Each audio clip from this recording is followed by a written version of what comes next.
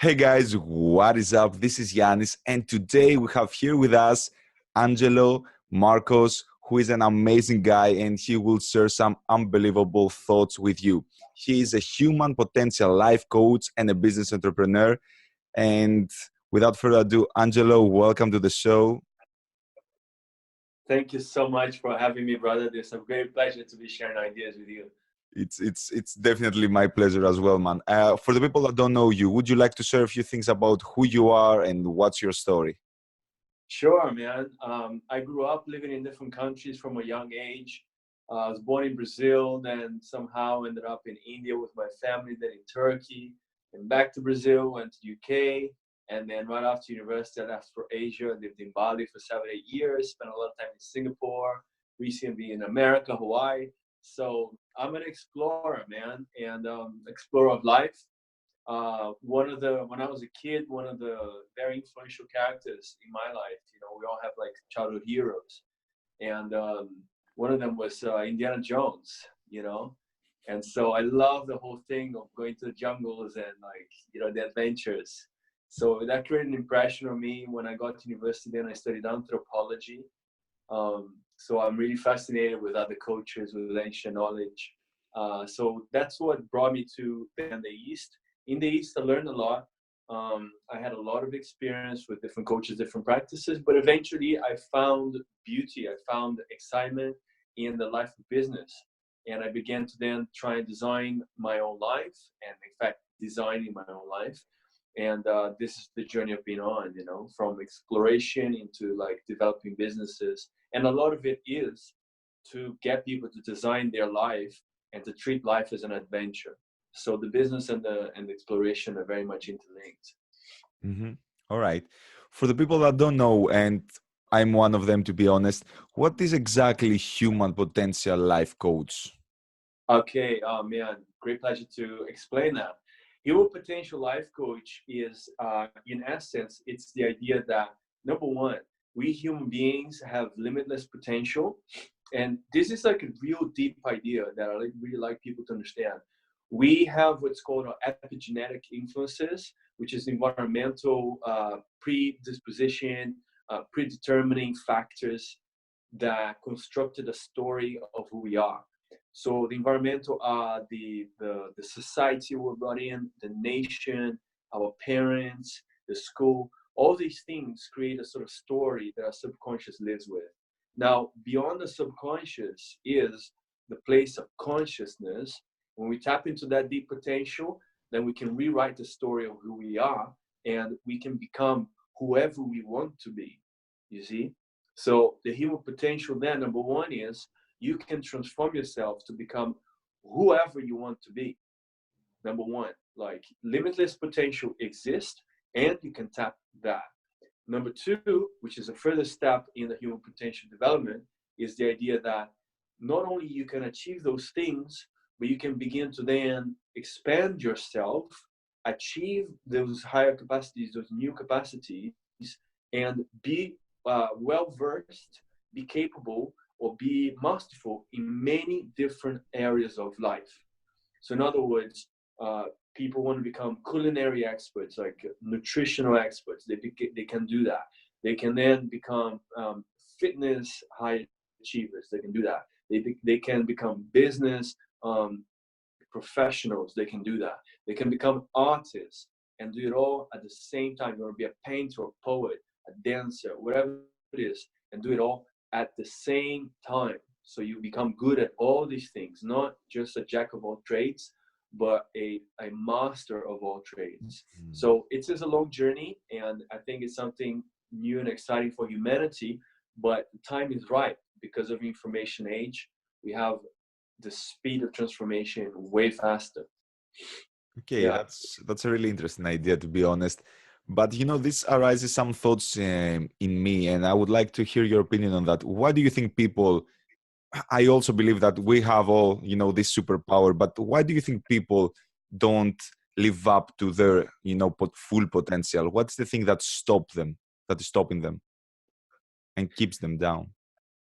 Well, just yesterday I was watching a podcast interview between Brian Rose, that we know personally from the London Real Bizak, and Dr. Joe Vitale, and he was asking Dr. Joe Vitale about why is it then that the law of attraction doesn't work with some people, and then the answer is because of the subconscious.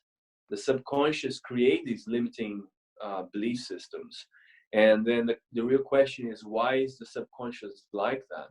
So Dr. Joe Vitale said that it's because of the fact that in our human evolution, we had to develop like fear-based thinking, or we had to work with fear in order to preserve our vessel, our life. Presumably in previous times where we lived more in nature and those wilder animals out there, if we had to hunt or if we had to, grab food or whatever, we had to deal with the fact that things were out there that could kill us. So the level of animality in the planet was a lot higher. Now we live in a world where it doesn't have to be like that. You see, we have the tools and the technology to not have to live with as much fear. We have the tools and the technology and the thinking to live with less need for these hidden subconscious constraints. So when we clear the subconscious constraints, in other words, when we can recreate stories in the subconscious, or we can erase the stories. There's two different processes, and so either process leads to higher potential. Beautiful, beautiful. Now I get it. You know what? Something that really fascinates me asking entrepreneurs is this question, and I want to hear your opinion. Why did you decide to become an entrepreneur and not having just a 9-to-5 job? Okay. How to answer that one, man? Since a young age, um, I've always had a sense of an understanding of what value is. So the different jobs that I got growing up, my family, my story a little bit is the family had money to be able to travel to these different countries, but it was really a middle class background, which comes with its own culture. If you listen to people like Grant Cardone, for example, who I listen to all the time, they say the middle class is the worst place to be. You see, in terms of money, wealth, wealth, freedom, and I completely agree. You know, um, so at some point, to my benefit, we ran into financial troubles when we moved to England. It's a long story, but let's just say that I had to get a job at an early age, at 15 years old. So the Right. different jobs that I had, I began to notice that there was something that was not fair about the jobs. And so and everybody I think most human beings do have an understanding of that. And so it got to the point where I realized how, so the journey was to get better and better jobs, things that I like best, you see?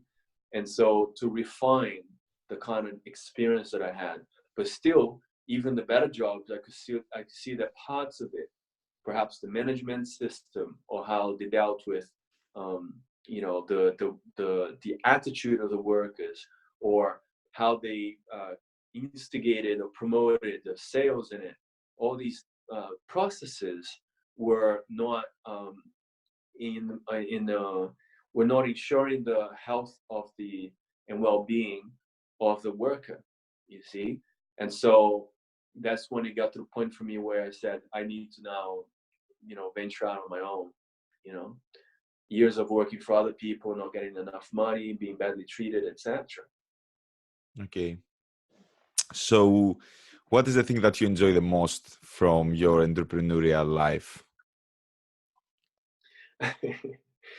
Really is like a classic visualization and manifestation, right? Think and grow rich. Okay, Napoleon Hill, you visualize what you want. Back in 2011, that's when I came across this kind of technology, okay, the technologies of the mind. Joe Vitale was talking about this yesterday, technologies of the mind.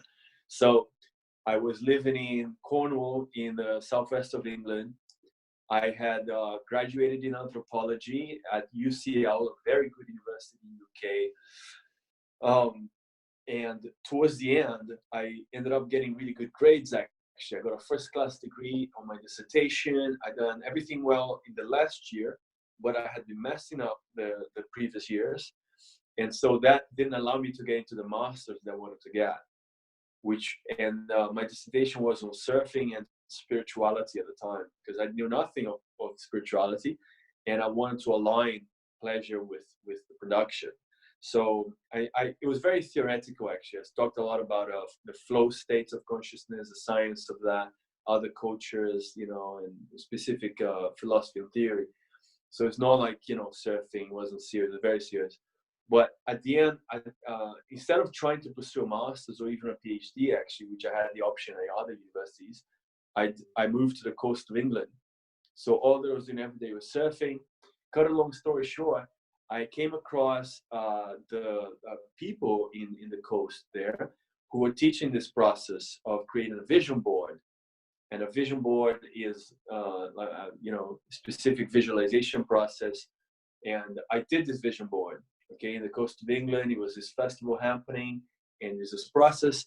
And in the vision board, I had things that I wanted. I had this amazing car, and I had this watch. We had to gather what we wanted, 6 areas of our lives, and put pictures into the board, exactly what we wanted. And the woman was saying that she'd done this process in specific things, and it seemed like hocus pocus, miraculous stuff. And a part of me didn't believe it, but a part of me wanted to try, and it was open.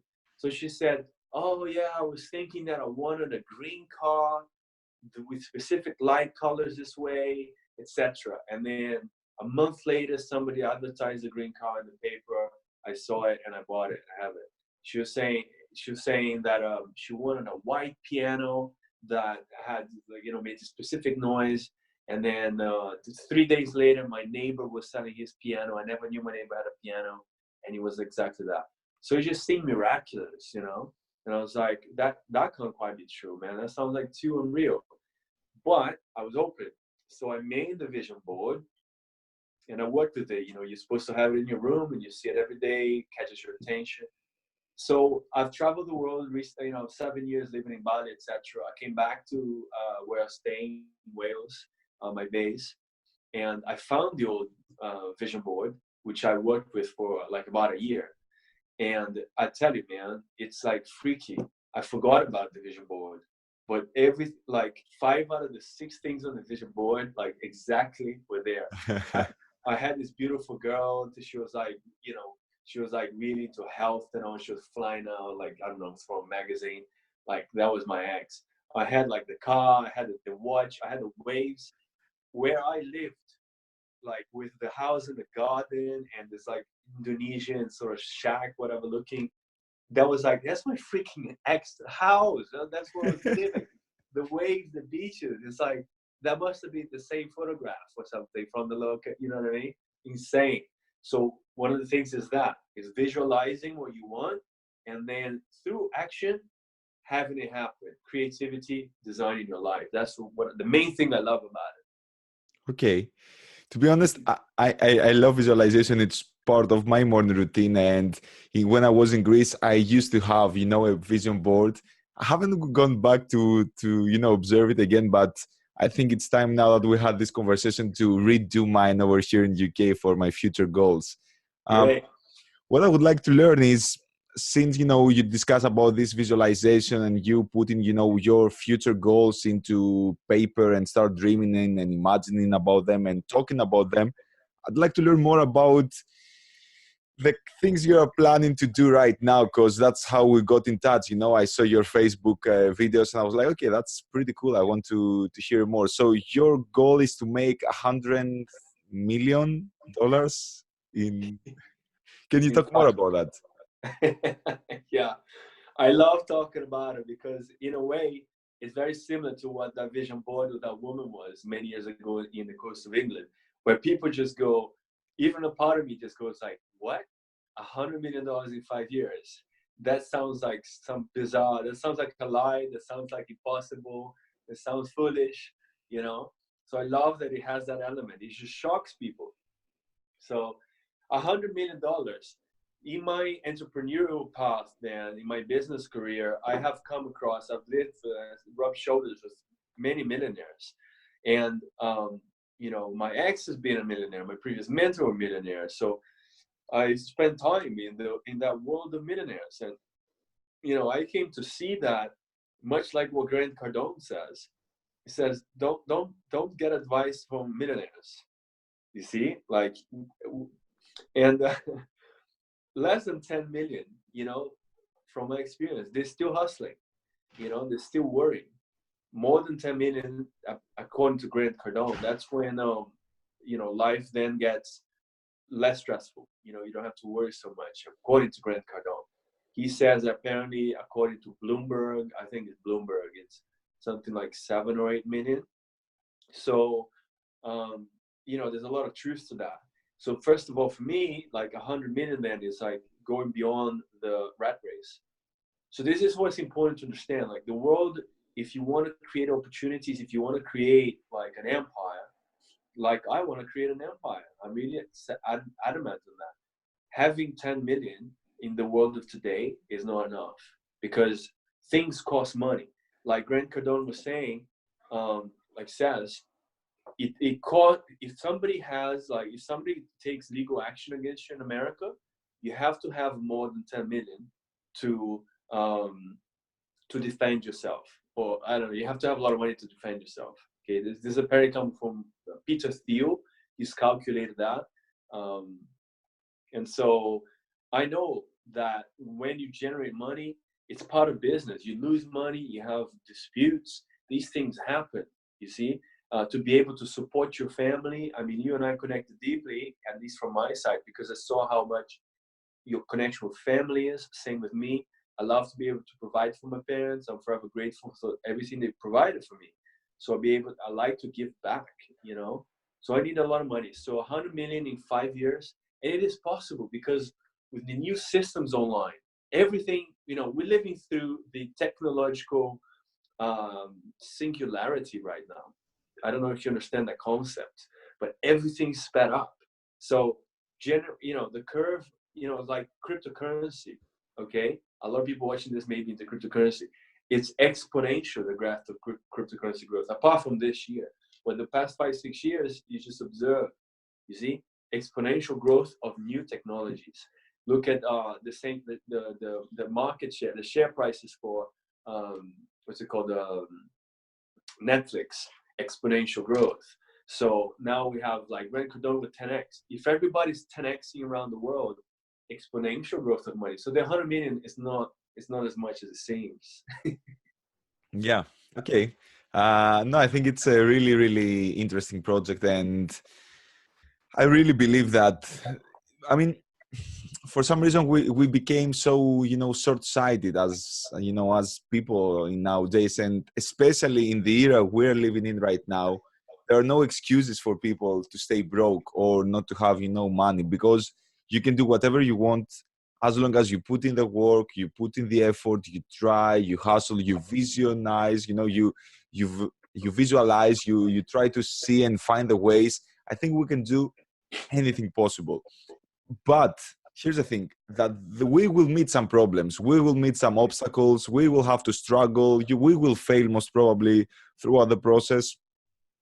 And I really would like to know, what were your struggles throughout those years with your entrepreneurial life? What obstacles did you meet throughout this journey? Yeah, that really ties in with 100 million. Just before I answer this question, I'll add a little bit. One mentor that really inspired me of recent times is Dan Pena, who is Brian Rose's mentor. And Dan Pena, known as the $50 billion man, he says that you gotta aim very high, and you gotta have goals that you feel are unaccomplishable. And his goals extend his own lifetime. He has a goal so high, he doesn't think he can achieve it in a lifetime. So I would have tried to do a goal like that, but I don't know what my future holds just yet. That's why I chose 5 years, and it seemed like in 5 years I'll be a very different person. And what seems unimaginably difficult to accomplish. So first thing is, well, a lot of money. So what value? I know it's possible to get 10 million, but 100 million, I don't think so. You know what I mean? So that's why I had to stretch that, number one. So it's following that Panya thing. Have a goal that is not achievable in your own mind. And number one. Number two, then you got to play it to win. If you play it to pass, if you play it to if I was to play it to get 10 million, which I'll be very happy with, then that's not the way to do it. You got to play like you're desperate to win, you see. So that informs my mission to 100 million. Now, what are the difficulties I've encountered? Well, there's something that I released, you see, big fear that I've released, and I continue to work on releasing, which is the idea of losing money. Okay, I didn't know I had this subconscious fear, but in the different businesses that I've set up before or worked on, I carried in my subconscious this idea that is epigenetic, is from a background somehow, somewhere, whether it's the nation I was born in or my parents' genetic expression, whatever it is. But there's the idea that people are out there to steal from you. And you end up attracting that, and I had that. I had money stolen from me, amounts that I'm not happy with. So it was a very difficult lesson that eventually I came to terms with. It's like, if that happens, you know, it's like, yeah, it's part of the game. And so I've noticed that a lot of people that made a lot of money, all of them have had similar experiences, and it's just part of the journey. So I've had money stolen from me. I've had money investment. Man, I can talk about, like, you know, it almost, I'm better now, but I've had money invested, that so much money lost that you know, you could cry about it. You know what I mean? So learn to lose. You're gonna give. You want to give. Like, money is a circulation energy. So we gotta understand that. Like, investment, when you invest money into something, whether it's a training or life coaching or, you know, shares in a company or whatever, sweat equity is also an investment of your own time and energy. You're giving, you know. So I've had to suffer to lose the selfishness, to understand the abundance of giving in these different forms that I said. Yeah. Man, I think abundance is such a powerful tool.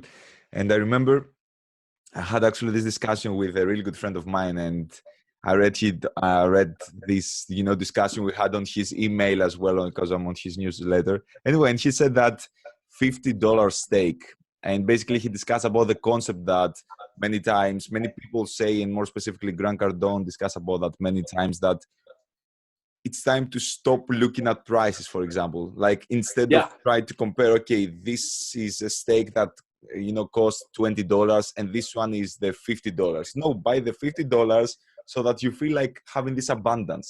Give to charity, because this will help you to train this muscle of, I have abundance, so I give. Because if you are on the scarcity mindset, oh, I need to, you know, count my money penny by penny by penny, then you won't have money. Whereas if you think it the other way, that, okay, I have abundance, I create abundance, I am the master of abundance, then you will have more abundance in your life. I don't know if you agree with that. I agree with that 100%.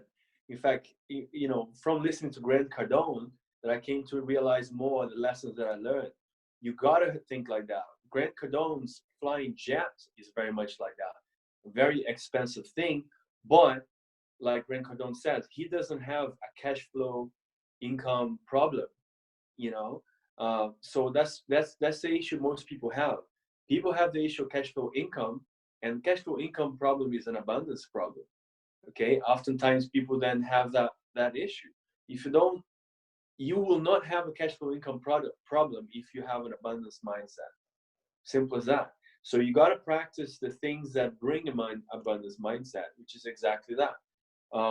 When I lived in Bali and recently, and I really kicked off with my entrepreneurship career, working more on my own, I was traveling to Singapore every month. And I was paying $500 a month on flights, and I could have paid $200 to go on a cheap flight, like a budget airline. But the budget airline is all squeezed up. The food is horrible. you know, all this stuff. So I'd rather pay $500, which is like two times more, way more. Which, I mean, by the way, that's like a month's rent in a nice house with swimming pool, Bali.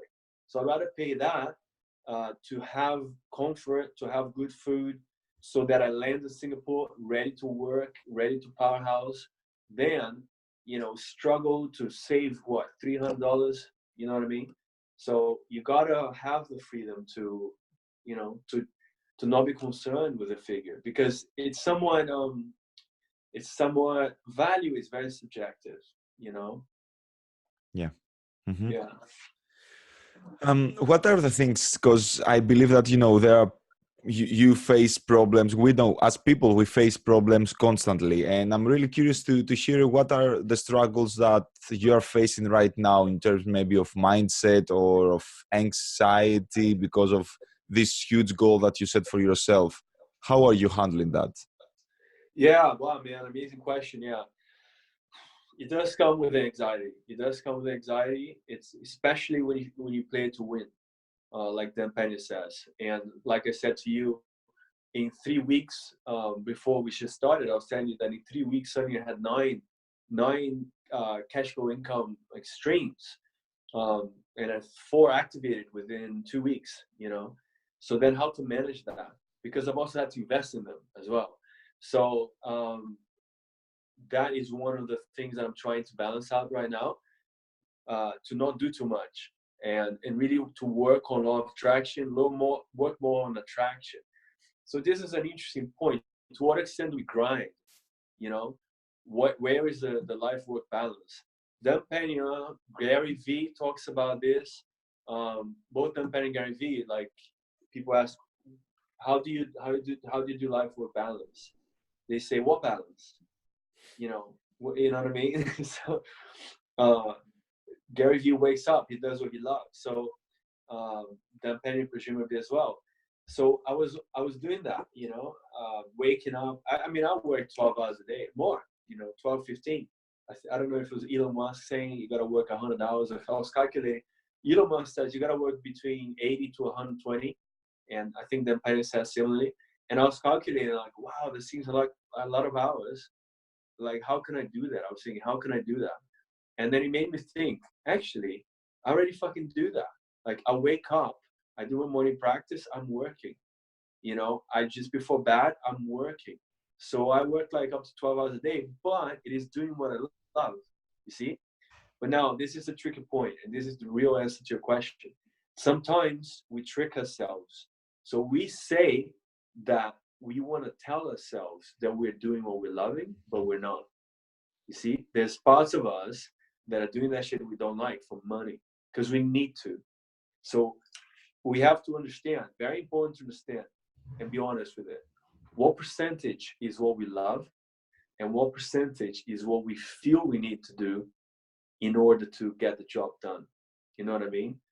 So that's where grind and pleasure gets mixed up.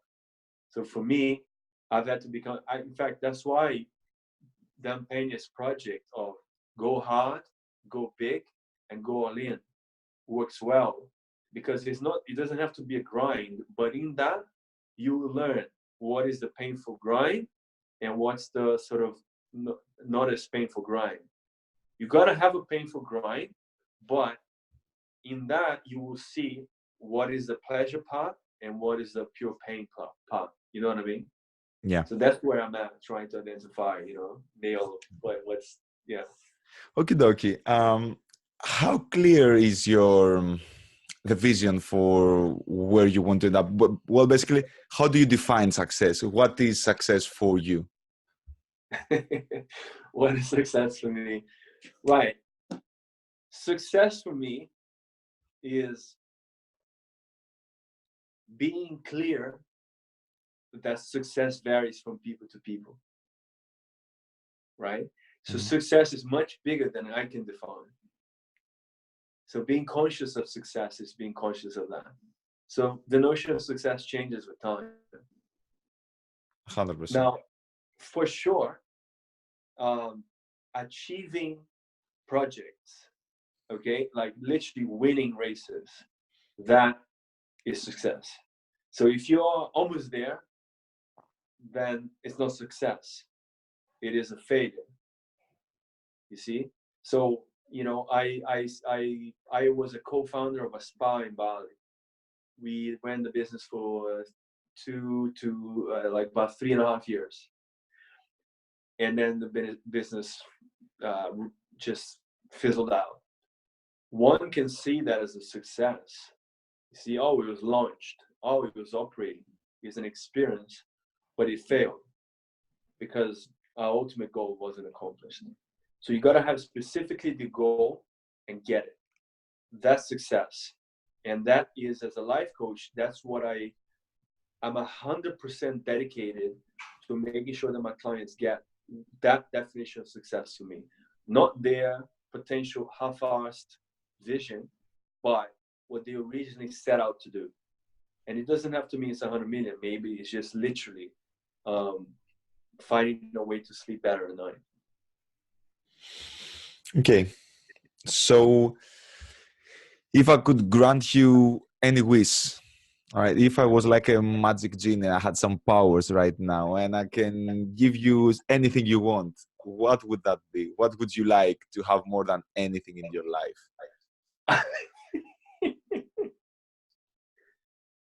Man, that's the question. That's a good question. And honestly, I don't want to, I have to say, like, can I keep that on my bag from when I need it? You know, because is that an option? No, I wouldn't say that it is an option. Sorry. Other people need me to give them, you know, their dreams. So you have to take your chance now. I don't need it. I honestly don't need it. That's interesting.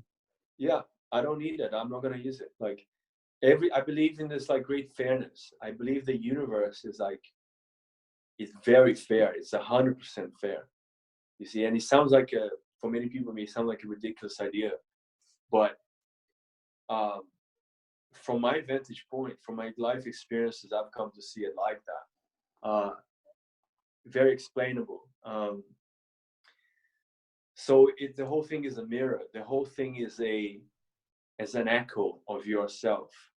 If we take ourselves as real powerful creators of life, then to not be a creator, to have had an external gift given onto us, it's almost disempowering to us.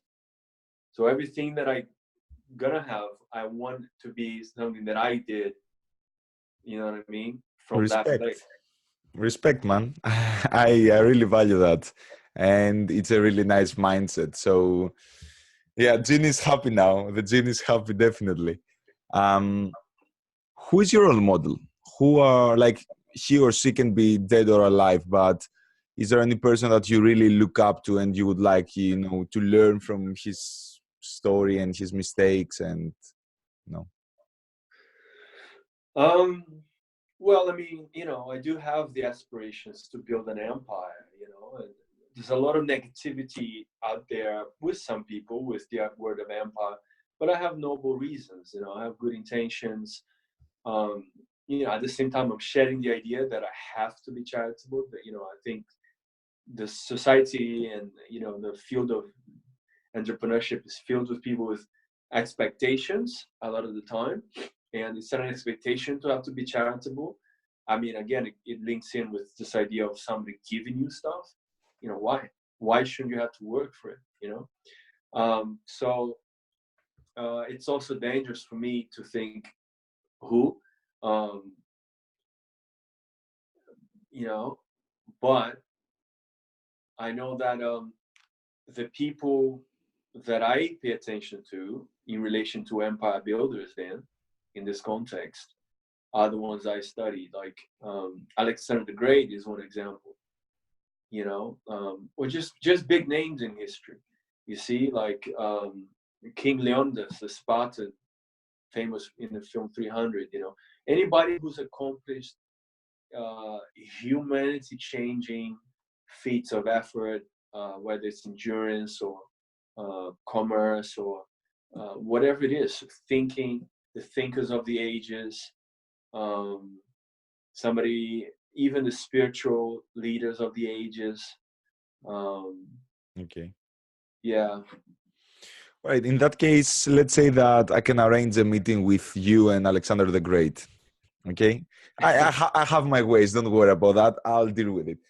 But you have like 10 minutes with him and then he will disappear. He will go back to his grave again if they ever find it, find the grave, you know.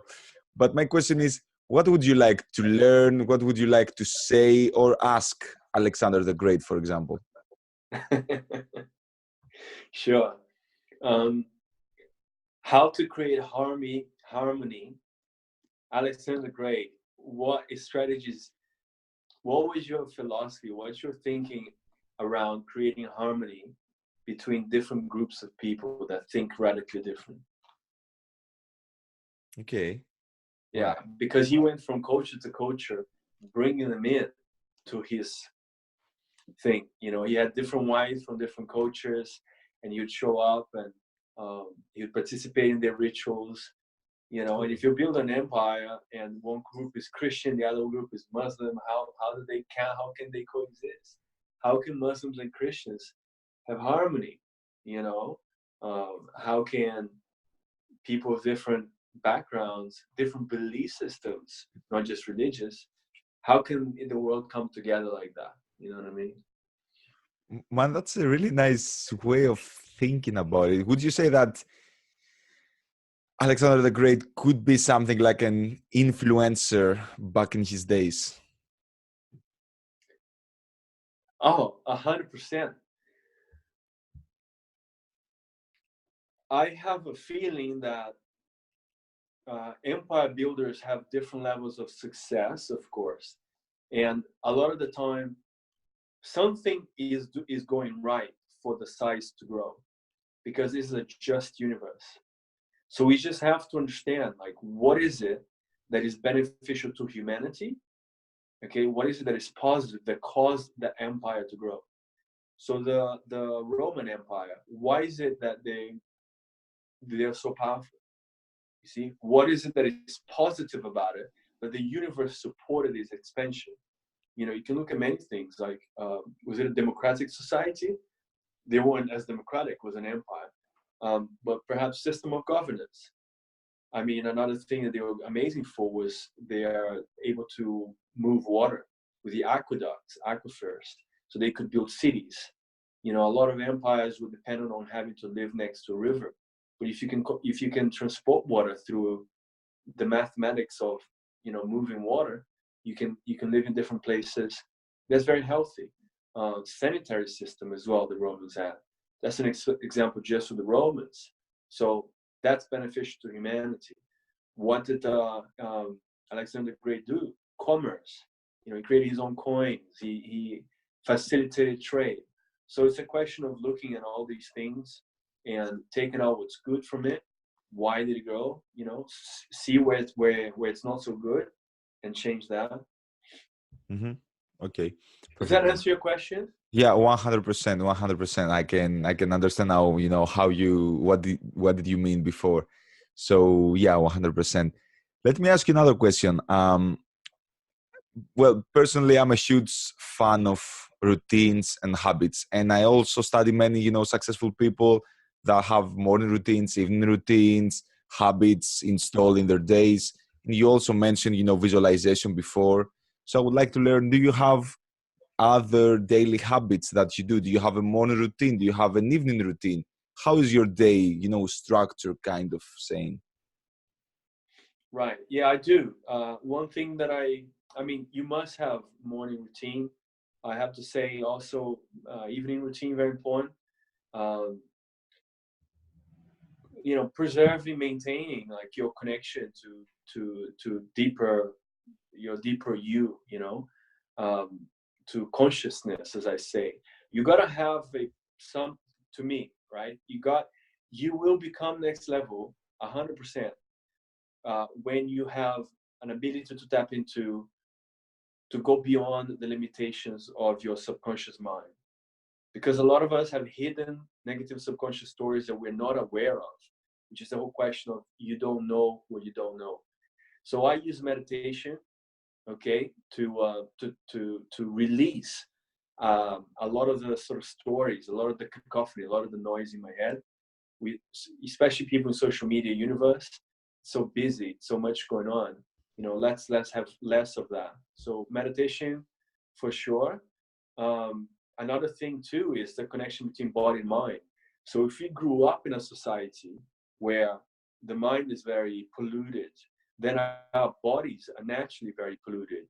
That's part of the epigenetic circumstances. So then for me, I've come to understand that the body itself needs its own unpolluting. So I practice what's called cold water therapy very regularly, influenced by Wim Hof, the Wim Hof method. So I have like 3 days cold water, 4th day hot. So what I'm doing is I am massaging my lymphatic system and clearing out a lot of toxins.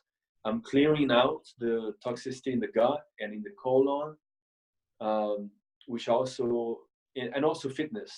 So I practice long distance running now. I have my fitness challenges, 0 to hero. So long distance running works very well.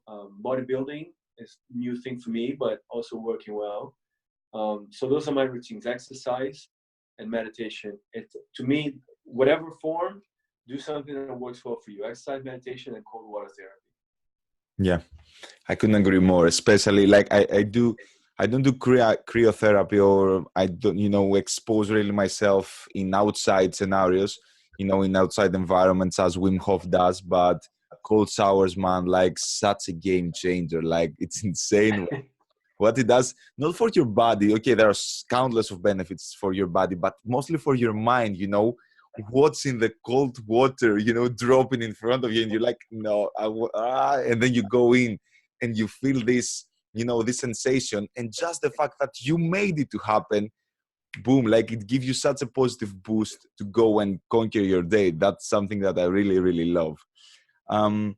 Before going into my next question, I would like to, you mentioned you have like a challenge regarding your health, the 0 to hero. Would you like to talk more about that? Sure. I mean, similar to the idea of, of the 100 million in 5 years, it was started out pushing myself with my body, doing very challenging targets. So I happened to do a water fast retreat in Bali a year and a half ago now, where I practiced. I understood more about the colon. I healed the colon, the gut, and various things like what's it called? I forget the name. It doesn't matter. Like various practices. So I came to change my body in a way where when I came back to Europe, I decided to exercise. I went on a run, and accidentally on my second run, I ran a half marathon. And I was like, how is that even possible? Then I realized it was about the whole, having done that transformation of the water fasting, having changed that part of me. So that's when it began, the journey to test myself. So if I can, when I cleanse the colon and the gut in the way that I had done to that retreat, and I could, out of nowhere, have this quantum leap evolution physically, how far can I take this, And then listening to Dan Pena on pushing yourself, then I began to set the large goals. And then the goals then went from just running to endurance, to becoming physically strong and a runner. So I began with the Tough Mudder competition, which is like a global thing. It's like in the mud, you get electrocuted, you go through cold water, you have to climb things, you have to run with the group, and it's really fun and messy. So then that got accomplished, and I felt strong at the end. I'm like, yeah, I still had energy, I felt like a warrior. Then from that, I was like, all right, I did it, and it's not easy, but it was like it was easy because I did it. So then I was like, what's the next one? It was like Spartan race, and then Spartan race beast mode, which is the hardest Spartan. So I pushed at that, and then I accomplished that, and I still had energy. I was like, okay, so how can I make it harder? The next stage was an ultra marathon, because I've never run a marathon. So all right, let's go ultra. And I could tell ultra is not going to be hard enough. Then, all right, what's harder than an ultra? It's the Ironman. And then from the training, I could tell I'm already improving. Like the Ironman is not going to be hard enough. What else can I do? $100 million. So set up the very high level of money income, as well as doing the fitness challenges. That the whole thing put together just seems too much. I was like, okay, I don't think I can do this year. So now let's try. Dude, that's So insane. yeah, so I'm at the stage now. So I set up the 100 millions about 3 weeks ago, which means I went so hard on it, you know, like Jocko Willink, Dave Goggins, attack the target, you know, start strong. So 3 weeks, 9 revenue income streams. So, and I haven't trained at all. You know, my exercise productivity went way down, you know. So I have now literally 29 days, no, just a month, just about a month until my ultra marathon. And, you know, I got to get on the training, you know. So that's where I'm at with it. I've only pretty much got a month to train for the ultra marathon. Okay, good luck. Good luck. I'll be Thanks. watching you on social media, man, and I hope you nail that. But just I the fact will, man. that exactly, just the fact that you are going for it and you're not saying that, oh, I'm not yet ready to do an ultra marathon. Like, that's insane, and you have mad respects from my part. Thank you, man. So far, I proved to you that, you know, I'm a magician, that I can grant wishes, I can do those things, but I have one more power. I have my own. No, I'm not joking. Like, I am a magician, guys. For people that are watching this, I can do those things, okay? But I also am a great inventor, and I have a time machine, okay? And I want you to join me on the journey in my time machine and visit your younger self. I want you to visit the young Angelo, and I want you to give him an advice for his life, an advice for him to achieve something faster. What would that advice be? It's funny. The answer's coming straight away. So, all right. So you're gonna meet me at a specific time in my life, which is at 9 years old. Okay. And something happened when I was 9 years old, and that's when life, you could say, life began for me. So you're gonna meet him, and the last part, just before he begins to move forward in life, right? Well, you and I are gonna be there, right? Is that right? Both of us. Okay, so we're gonna be like aliens coming out of some kind of spaceship. An alien comes in. So can we dress up like aliens just to make fun of him? 100%. Yeah, that would be a great idea, actually.